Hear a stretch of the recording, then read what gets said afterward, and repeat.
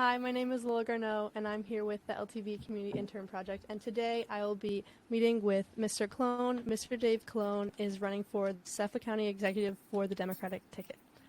So, good afternoon. How are you doing Good today? afternoon. Good to be with you. Thanks for So, doing Mr. this. Calone, of course, of course. So, Mr. Calone, tell me something that isn't in your official bio. Isn't in my official bio? That's a great question.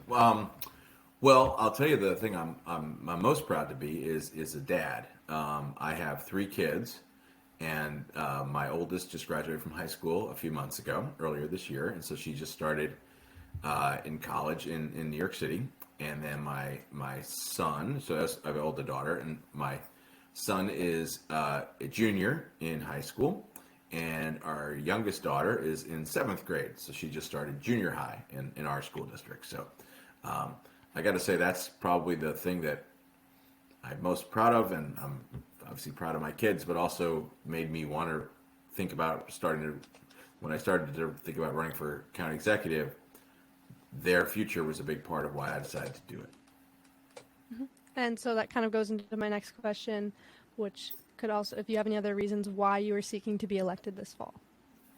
Yeah, I think we have it's a unique time in Suffolk County. I think we have real opportunities to move our region forward to focus on key issues like affordability, housing, jobs, obviously environmental issues, very important, and public safety. And for me, uh, I felt like my background as someone who's been very involved in Suffolk County government, but also brings other experiences coming from the private sector, which I'm currently in the private sector, and we've never had a county executive come from the private sector. And I also, in the first part of my career, I was in law enforcement. I was a federal prosecutor and a state prosecutor. And we've actually never had anyone who's a prosecutor as county executive. So between those sort of backgrounds, the law enforcement side of things, the business side, and also being very involved in Suffolk County government, I felt like that was a great combination of backgrounds to address the issues we have in Suffolk County going forward. Like I said, affordability, safety, good paying jobs, those kinds of things. Awesome. Great. So I've heard that you often quote, "We get what we work for, not what we wish for." Could you tell me a little bit about the background of that quote and its significance to you? Sure. I think that many of us, when we're going through life, obviously have dreams or hopes. And I think it's just a good reminder to me that things don't just happen. You have to make them happen. And obviously, there's luck involved along the way in all of our lives. There's different circumstances that, we can't expect. Um, and, uh, and sometimes, things work out and sometimes they don't. But no matter what, if you just hope for something to happen, it's highly likely to not happen unless you actually work hard to make it happen. So it's a reminder to myself, as well as I guess when I say it to other people, that we can hope for a certain outcome, but we only really have our best chance of getting that outcome if we work hard to make it happen. And so I sometimes say that in regard to you know um, elections. Of course, we need to, you can't just like hope that you get elected. You have to actually work hard, and we need everyone to work hard to get the word out throughout Suffolk County. Suffolk County is such a huge place. We have 1.5 million people now. We're the largest suburban county in the United States, and so you need to get elected. You have to be throughout Suffolk County, all the way from East Hampton, of course, all the way to Babylon and Huntington, and you need people helping you because you can't do it alone. And so, in some ways, that's my encouragement to myself to work hard, but also asking others to work hard on my behalf. Of course, I love that. That was a great explanation. And what specific policies are you interested in pursuing and why? And if there's any existing policies that you would like to change? Yeah, so a key for me is obviously affordability is really important. We live in an expensive place, and that we need to make sure we have housing. We need to make sure that we have. I personally think we need to do a better job of holding the line on government expenses. As the first person to ever be county executive coming from the private sector, I think I have a unique ability to look at budgets and understand how we can make things more efficient. And I think we need to be cutting taxes where we can. In Suffolk County, we actually have a huge reserve, and I think we should be returning some of that money to the taxpayers through tax cuts. But I also think this is a really important time for our environment. Obviously, climate change is something we're all facing, and if these climate change deniers, you just have to open your eyes and you see what's happening in the world, whether it's our the summer, that are hotter than ever, whether it's the ice melt, etc. Like, our world is changing, and us humans have had a big impact in making that happen. So we need to do our share to fight against that, and to try to, as best we can, be leaders in fighting climate change. And so I've been that. I chaired the Planning Commission for Suffolk County for 8 years. I helped put together the county's climate action plan, and that is important work. We need to actually redo our county climate action plan. We last did it 8 years ago. So Suffolk County needs to be a leader on this. Importantly, because we're stuck out into the ocean, we're more vulnerable than probably anyone else ever to climate change. And of course, you all in East Hampton are at the very, very tip of that spear. And so we need to be leaders in renewable energy, reducing carbon footprint. We need to make sure that we're providing for electric vehicles, because electric vehicles are a huge opportunity to reduce our carbon footprint. And on Long Island, we have this very dense place. It's actually ideal for electric cars, but we need to have charging stations for cars, and we need to build that out. So there's a lot of work we can do when it comes to climate and energy leadership.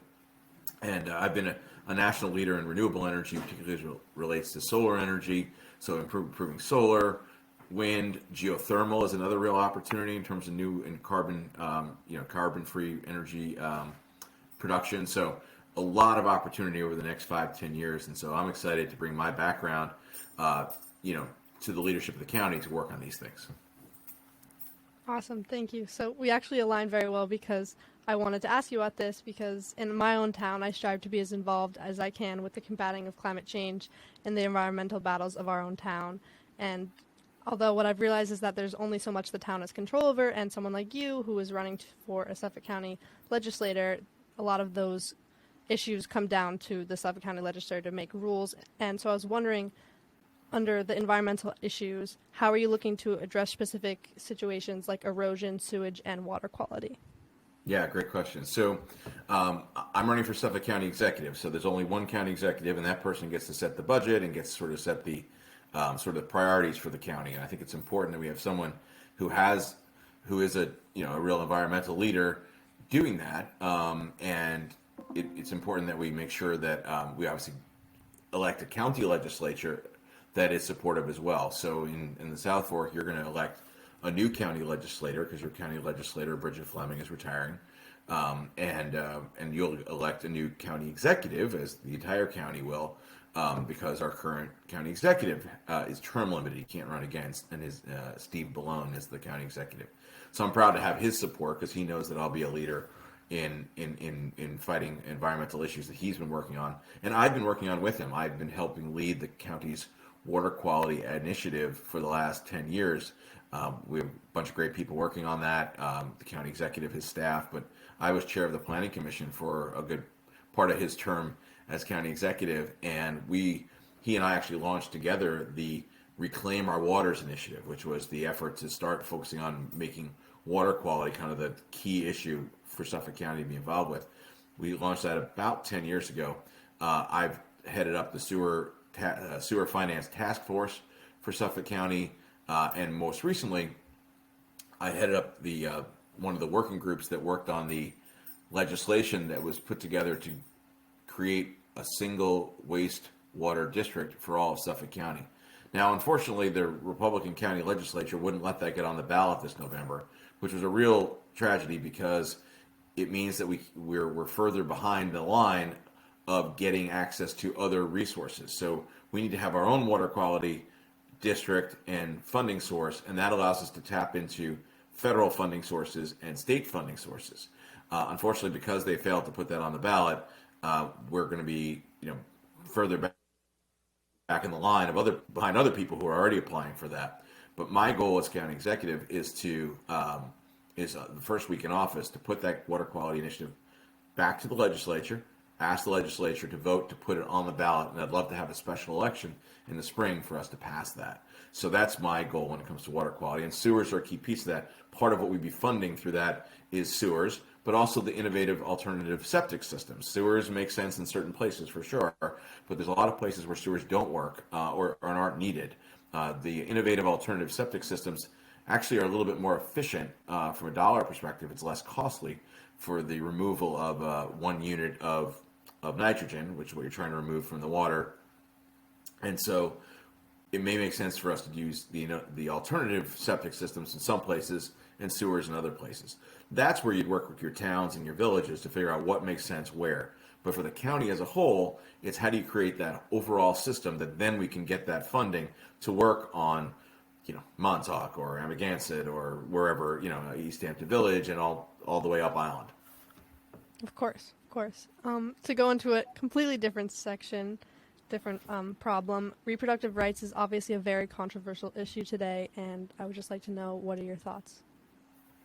Yeah, so the county actually plays a key role in health. The county runs the health care clinics for our region. That's sort of the first line of defense for those, particularly those who don't have health insurance, to get care and access to information. My opponent actually was opposed to reproductive rights and actually protested outside an abortion clinic a bunch of years ago. So, as someone who believes in reproductive rights and getting good information to people and having them make their own decisions regarding reproductive care, I think that I think it's dangerous to elect someone who's in that kind of background. I'm committed to making sure that the rights to reproductive access, abortion care are accessible, and it's obviously up to a woman to choose what she wants to do in that situation. But that starts with the county providing good information and being led by someone who will stand up for reproductive freedom. Specifically, how will you manage the conflict between what's best for our community, what the voters say they want, and what our neighbors say they need with the demands of politics? Yeah, it's always a balance. I think there's things in politics you can't just snap your fingers and get things done. You need to get them through the county legislature. You need to work with others. There's also different levels of government here on Long Island. We have of course, there's the federal government. There's the state government. The county government, which is what we're talking about, is kind of in the middle. So you're working with the federal government and the state government, often to get funding, and you're working with your towns and villages to perhaps implement programs and to understand the needs of our community. So, for instance, on housing, the governor had proposed a plan that I didn't support. She proposed Albany kind of saying how much housing needed to be created in each jurisdiction. While I appreciate the focus on housing because I think it's really important, I didn't think it made sense for Albany to kind of say every town and village has to create 3% new housing. That was her plan. I said, what I want to do is look at this from a county level where we can work with Albany to understand what they think the regional needs are, but work with the towns and villages to identify where are the places where we already have the infrastructure we need to build housing. Many times a developer will pick up a parcel of land that's not near anything else, and they say, I want to build housing over there. Well, that becomes with problems because it increases traffic and it may not be tied into wastewater and those kinds of things. So I want to move away from that. I want the towns and villages to identify where they want the housing to be happening and where we already have the infrastructure. And we can work at the county level. I would appoint a chief housing officer to work with them on that. Now, it involves working with others. To your point, you can't just do it. It involves what does the local community want, what are you balancing those needs. But that's how I would approach, for instance, housing, is working with the towns and villages, and with the state has funding, which we can access. The federal government has funding. So it takes all these different levels working together. And one of the things I think is cool about the county is it's kind of that middle level. You're working upstream with regard to the funding and those kinds of things. But you're working with the towns and villages and actually implementing things like housing. So I kind of think it's a cool middle ground. And one of the reasons I was excited about running for county executive was because, again, I come with a different background than anyone who's ever been county executive from the business community and coming from as a prosecutor. But I like about local government is it's less about left or right and more about like how do you problem solve and how do you get things done. So we're not tied in with some of the nonsense happening in Washington and Albany. It's more about like how do we get things done for our community. And as someone who's been a problem solver when I was leading efforts here in Suffolk County as a business person and even as a prosecutor as a problem solver, that was what really attracted me to the position. And that means working with both parties. There's no idea that Democrats necessarily have all good ideas or Republicans have all bad ideas. I think that's not true at all. I think there's a lot of good ideas on both sides. And the question is, how do we make it happen? And I think you need a county executive who sort of willing to work with both sides and all levels of government to get things done. Yeah, I definitely appreciate that because coming from East Hampton is a very small town, and it's not about, like you said, left or right. It's about the immediate issues and what needs to happen. So, thank you for that. And the last question that I have is, what do you feel works well in the current county legislature, and what do you think could be improved? Well, so the county executive, I have great respect for him. He, has endorsed me, and I've worked with him quite a bit.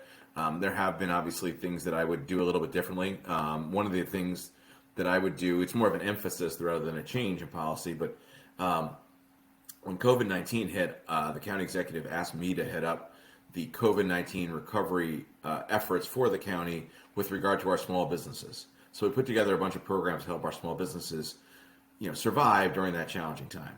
And one of the things I learned is that the county doesn't do a lot for small businesses. I think it should do a lot more. And that's one thing I really want to focus on as county executive.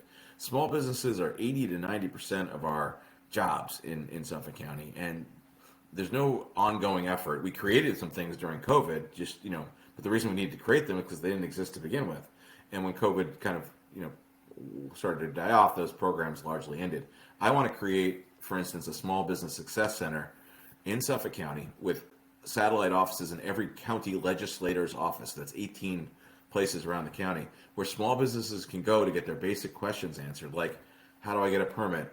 What do I need to do to hire people? How do I get financing if I need? What bank should I go to? Those kinds of things. So this is a way for the county not to perform the services, but to actually point our small businesses in the right direction, point them where to go.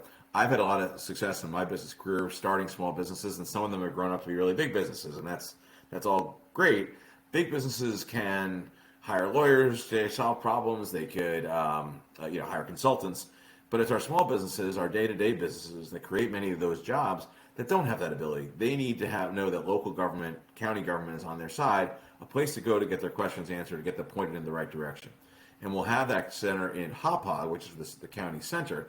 But I want to make sure we also have those resources spread out throughout the county in each of our 18 legislative offices, so local businesses have a place to go, right in their relatively local area to get their questions answered. So that's one example, one thing that I would do, differently than it's done right now in Suffolk County. Just curious, would I know any of those small businesses that you created? Well, so I helped launch 10 companies coming out of the research laboratories. Brookhaven National Lab, Cold Spring Harbor, Stony Brook University. We've got a lot of great science happening here on Long Island, and even specifically in Suffolk County. But there weren't a lot of companies being created out of it. So I launched something called the Long Island Emerging Technologies Fund, to work with the scientists to give them the money they needed to get started and to teach them, some of them, how to even start a company. And so we've gotten a bunch started out of the research laboratories here in Suffolk County. Very cool. Well, thank you so much for your time. I wish Thanks you for best having of me. luck in this fall's election. Great you guys are doing this. And most importantly, I guess we just remind people to vote on November 7th or in the early voting before that. The number of people who vote in local elections really drops down quite a bit from the presidential. In fact, presidential race in Suffolk County, we had 375,000 people. 750,000 people vote for president. 375,000 voted for Donald Trump. 375,000 voted for Joe Biden. So talk about an even county. This is it. But in our local elections, we'll have more like 250,000 people vote for county executive, my race, which just gives you a sense. It's about 1/3 of the number of people vote, and that's true for all the races. So you guys are in East Hampton, you're electing a supervisor and a town board and all that, and yet you'll have probably 1/3 approximately people vote who vote for president. So what your guys are doing with with these videos is really important because it reminds people that the local elections are really what matters to you kind of day to day. The stuff in Washington, of course, is important, and Albany is important, but the things that affect you day to day is your local government, your schools, your roads, your environmental protection, your jobs in the local community. So we need to make sure that everyone, as many people as possible, are voting, because this is the election where you get to really impact your own life more than any other election, probably. So thanks for your time. Yeah, thank you. All right. Thank you for listening. Remember to vote on November 7th.